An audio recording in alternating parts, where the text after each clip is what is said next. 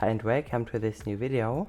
Today we're checking out a brand new speaker. This is the Philips SB500 and they really have, I don't know, a big kind of marketing thing going on because they are marketing the speaker with explosive bass. You can see on the side it already says bass impact, extreme loudness. It also has this kind of shock mode. So if you press the button, it becomes even louder. It says it shakes the wall if you crank it up to max. It never has any bass distortion. So today I want to check it out. We will also be comparing it against the JBL Charge 3, which is pretty much the same as this one, as they have the same driver layout and also, I don't know, quite similar size and also price. This one goes for $200. The JBL usually goes for about, I don't know, $130 or something. So they aren't that far off. And of course also against the Loudness King, which is the Fugo Style S, because they are marketing it as very loud. So I assume that it will be a very loud speaker. So let's just cut this open here. And you can see, the packaging actually looks quite nice. Also has this kind of shape, which the speaker has as well.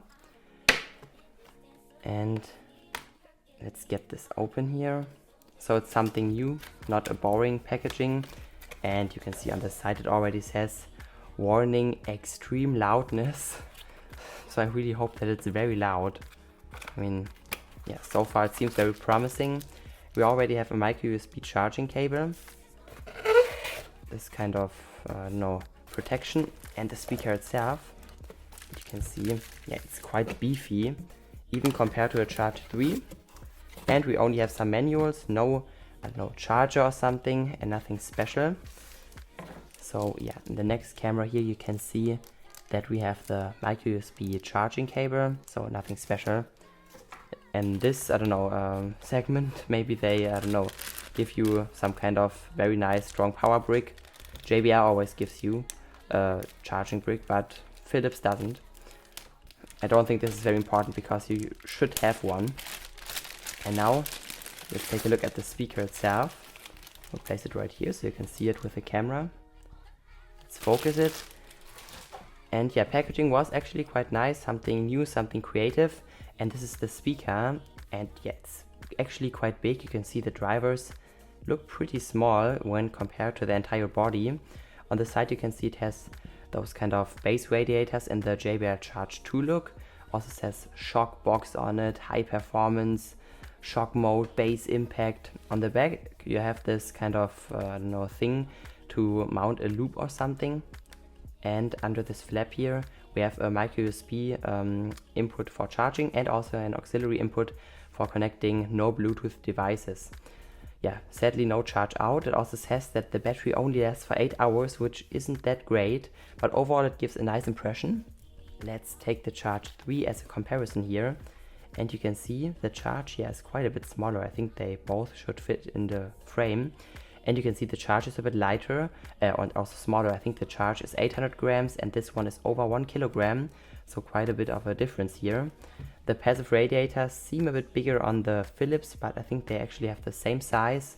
And overall, I think that the JBL, looks a bit more, high quality or something than the Philips. But the Philips also is something not new, but it is a bit special. It gives a special touch to it because the driver layout is the same as the one on JBL.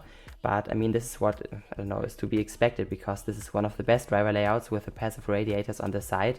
So there should be close to no vibrations even on higher levels. I would say that I will now put up my head cam. Of course, please wear your headphones as this is a binaural microphone recording, and enjoy the comparison. So let's check it out now and let's turn it on. It also has this kind of, light thing going on. They should flash in the rhythm of the track. So maybe they managed to do it better than Sony. Although the lights of Sony looked a bit, more, better, simply, more advanced than those little LED lights on the side. But maybe those are more sophisticated because I really don't like those lights. I'm not sure why a speaker should have lights. Maybe for the indication here, which is nice, but overall I wouldn't need them. So now it already appeared on my Bluetooth list. And let's check out the track first and then maybe compare it against the JBL Charge 3.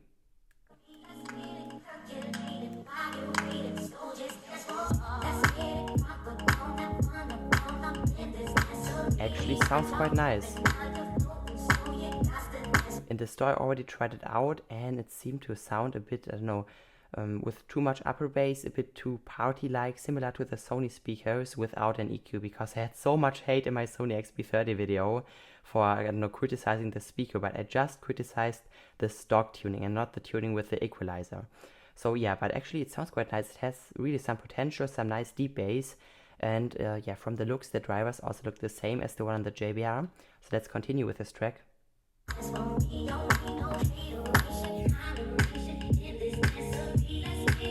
Yeah, so really sounds like a proper speaker.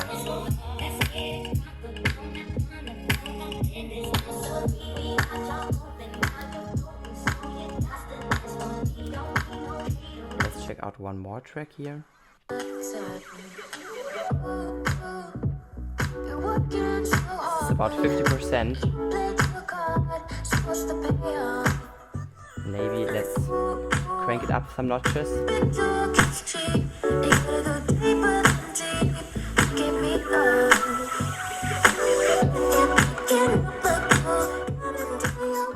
So far I cannot hear any, I don't know, artifacts or any, I don't know, strong bass reduction on the higher levels, so it sounded quite okay. Let's check out one more track. Have to see which one. Yeah, maybe this one, and then we'll also check out this loudness mode. Maybe it's already activated, but let's see.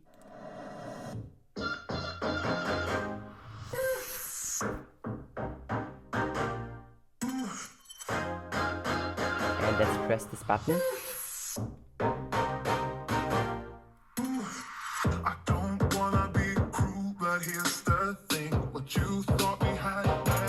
And again.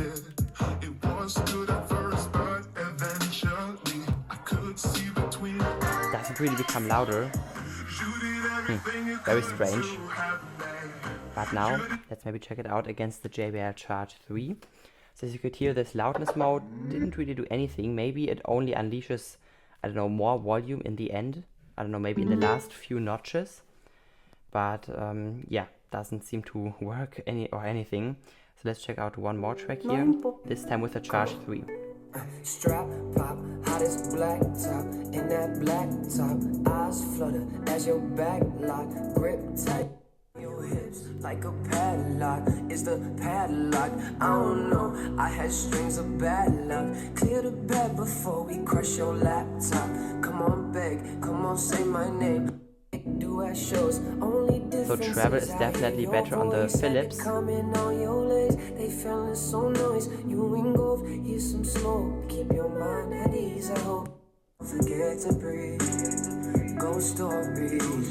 Yeah, it actually can really keep up.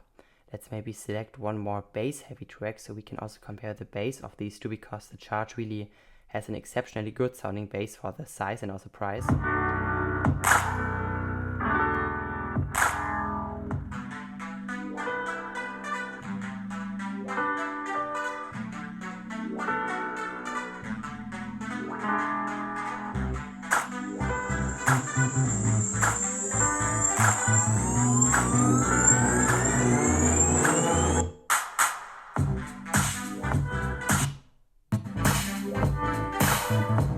Yeah, this still sounds bigger.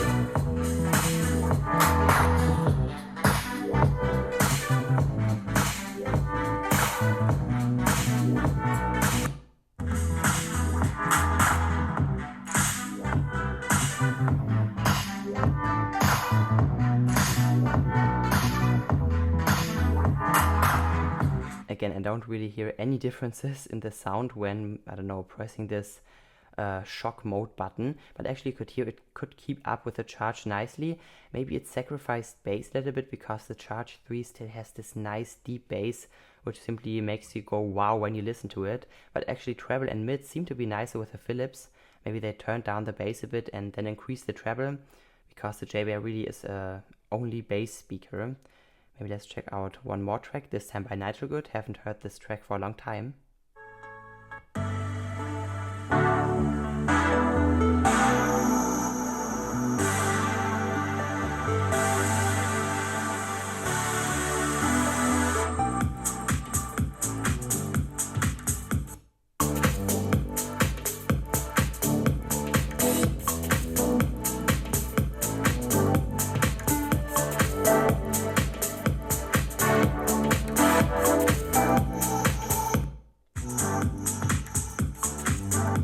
the bass kick is quite similar.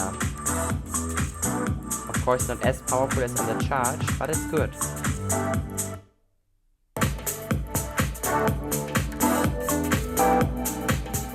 Maybe one more track.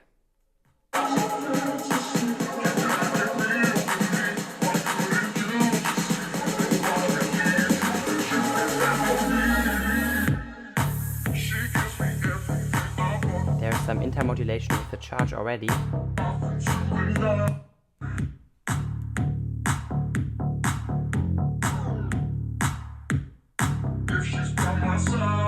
This sounds very clean.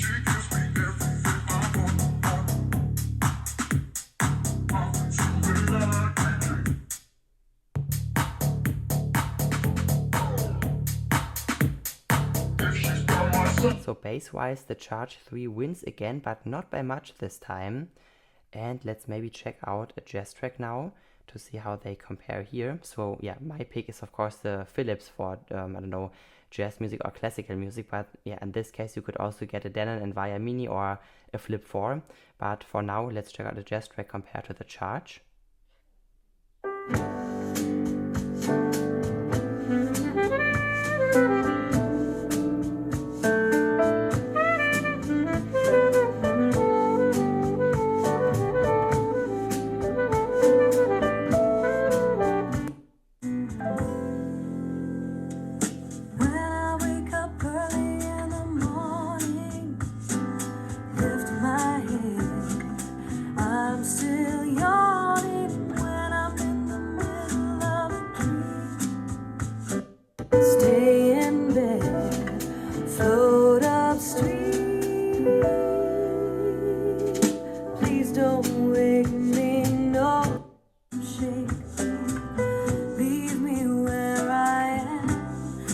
Treble sounds a bit more refined than with the Charge, but still not that great. So when compared to, I don't know, Flip 4 or something, treble really should be a bit lacking. But it seems like many, I don't know, speakers have problems with treble, so also including the Anker Soundcore Boost, maybe even the Orky, because the Orky has some kind of intermodulation because it tries to keep the bass and the treble. So yeah, same problem as with the Charge, only that the Charge really has a really bad treble response. But so far it seems quite okay. And let's maybe check out a track where you have a lot of rhythm to see if those lights really flash in the rhythm of the track. You can try but never stop me. This is what I'm made of. I will never ever let go. This is what I'm made of. Yeah, they actually aren't that far off. It's a bit better than with the Sony lights, but actually they don't really flash in the rhythm, maybe a slight second off, but it's okay for the people who like it. I'm not sure if you can turn it off, because it's a light symbol here and also a volume plus symbol. So yeah, maybe this can also deactivate those lights. But next, let's check it out against the Anker Soundcore Boost here, which actually is a budget speaker, so it's $70, much less expensive than the Philips. And of course, also keep in mind the Charge is less expensive than the Philips and still sounds better with, I don't know, some tracks.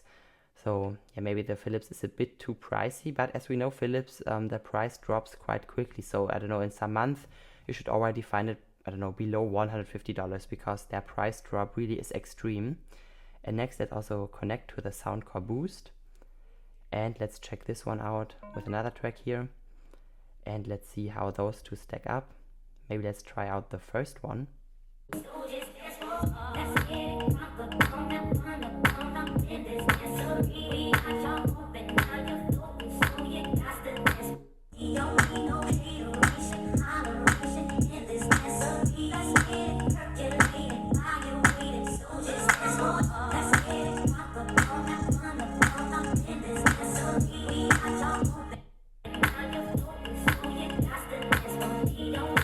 Sounds a bit lost, although it has more bass.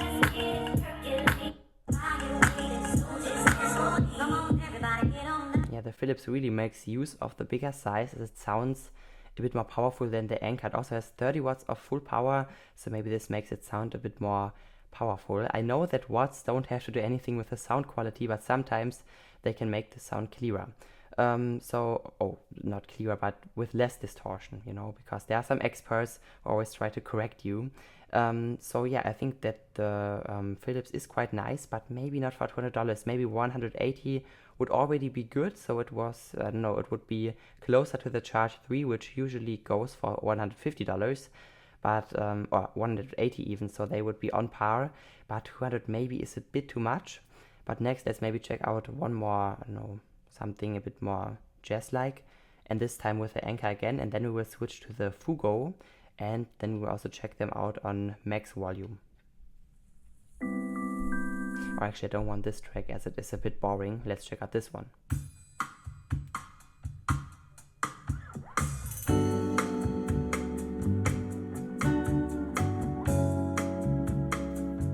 So definitely improves on treble when you compare it to the Anchor or the JBL Charge 3.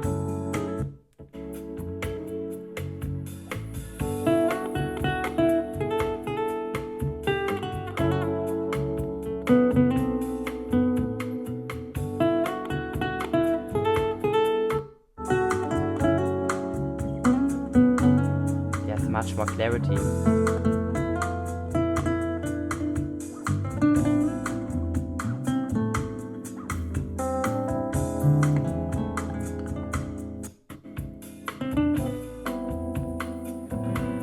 And although the Anchor tries to push bass quite a lot, it simply cannot sound as powerful as the Philips. But before we try the Fugo on max, I want to check it out against my favorite speaker in this class, which is the B&O A1 still. You can already find it, I don't know, below $180, so it's also a bit cheaper than the Philips, but of course also isn't as rugged, doesn't have as many features, and also gets scuffed up quite quickly. So let's check out the B&O A1 here. I have 3 in my list, so I hope I selected the right one. Yes. And let's check out the jazz track again, this time with the A1.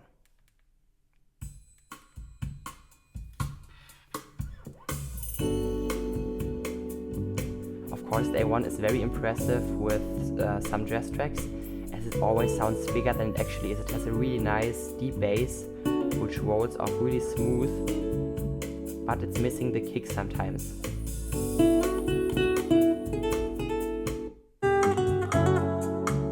And this sounds just as clear.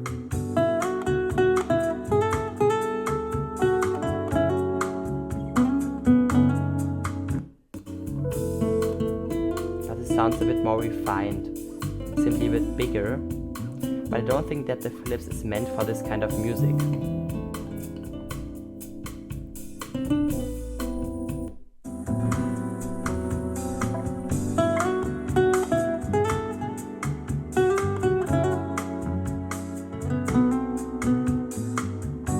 I think that the Philips boosts the frequencies between 4 and 6 kHz, which make the overall sound a bit clearer, and this is what JBL really should have done, but they didn't, and that's why the JBL Charge 3 really isn't good for any jazz music, as it simply sounds a bit too drowning, a bit too dull or something, and the Philips really improves on that.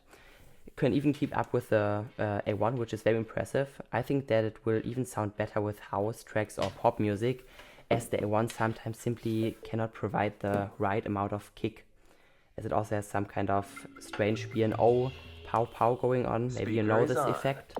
Connected. Sometimes the bass simply does some strange artifacts with most B&O products, and the Philips really seems like a solid performer. So next, let's check out the Fugo Style S against the Philips. Let's also turn down the gain of my microphone because I don't want it to distort. You can hear my voice became quite a bit softer, and let's check them out on maximum volume now.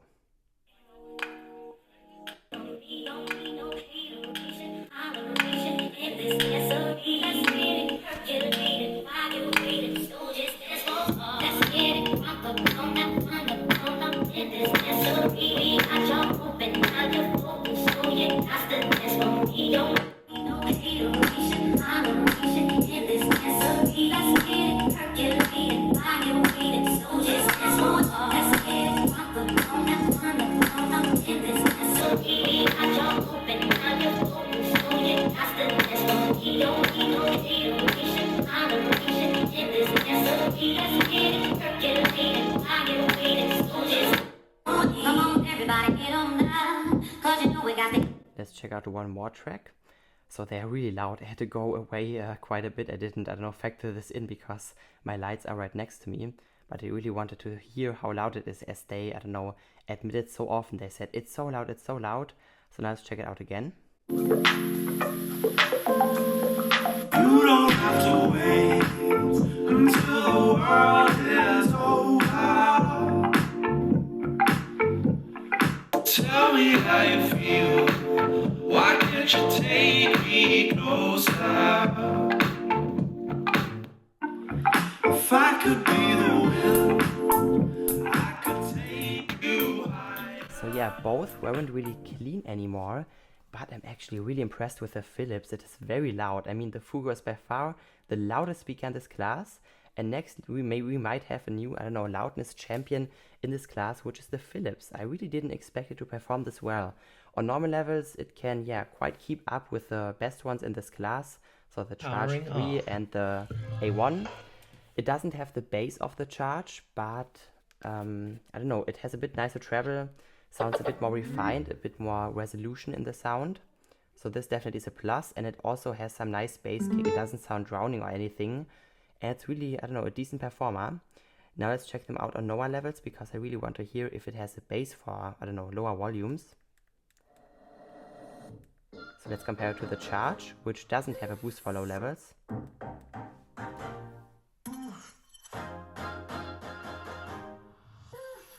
And I'm actually quite impressed. It simply, I don't know, seems like a solid performer.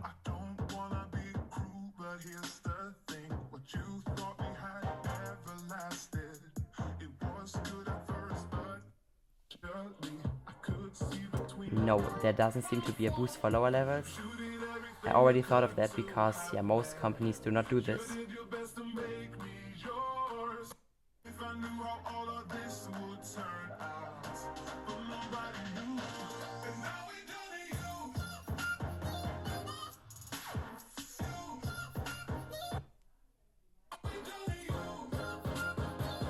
Yeah, so there's no boost for lower levels, but again, it sounds really nice on normal levels. I want to hear one more track compared to the Charge, because I really want to see how good it performs. So let's maybe check out this one. And first, let's also, of course, yeah, turn up the gain again, because this is a bit too soft. I always forget it. And let's check this track out again.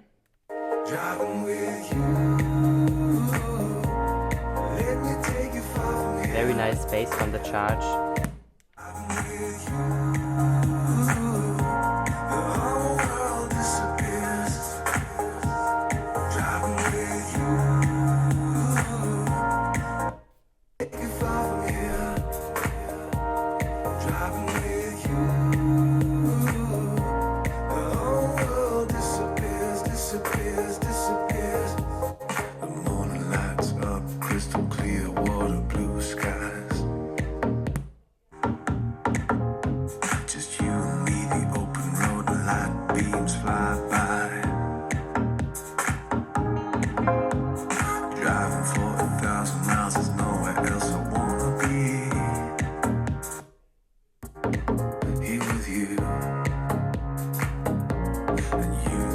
So now the difference became quite obvious, because the JBL really is a, like, I don't know, bass speaker, which really focuses on the frequencies between 60 and 70 Hertz, and the Philips rather have to seems, I don't know, frequencies between 80 and 110 Hertz or something, because the bass isn't as deep, but it still has some nice kick to it. So if you aren't really a bass lover and you don't need the best bass, but rather, I don't know, balanced sound and quite a bit of loudness, then I would maybe go with the Philips, as it is a really loud speaker. If you want, of course, to see a quick comparison between those two, and also, I don't know, see how they compare on Max, because I won't do this again, because my mom is also at home. Of course, please leave it a thumbs up, or write in the comments so I can see it. And then I think that I will do many more comparisons with the Philips, as it really seems to be an interesting speaker to be compared to something like the JBL Charge 3 or the Flip 4, and then we will also hear them on Max, and then we will, I don't know, hear who's the new loudness king for outdoor listening, or generally for higher level listening. So of course, if you enjoyed the video and my effort to make it, please leave a like or subscribe to the channel to see many more videos, of course also of the Philips here. Until then, have a great time and bye bye.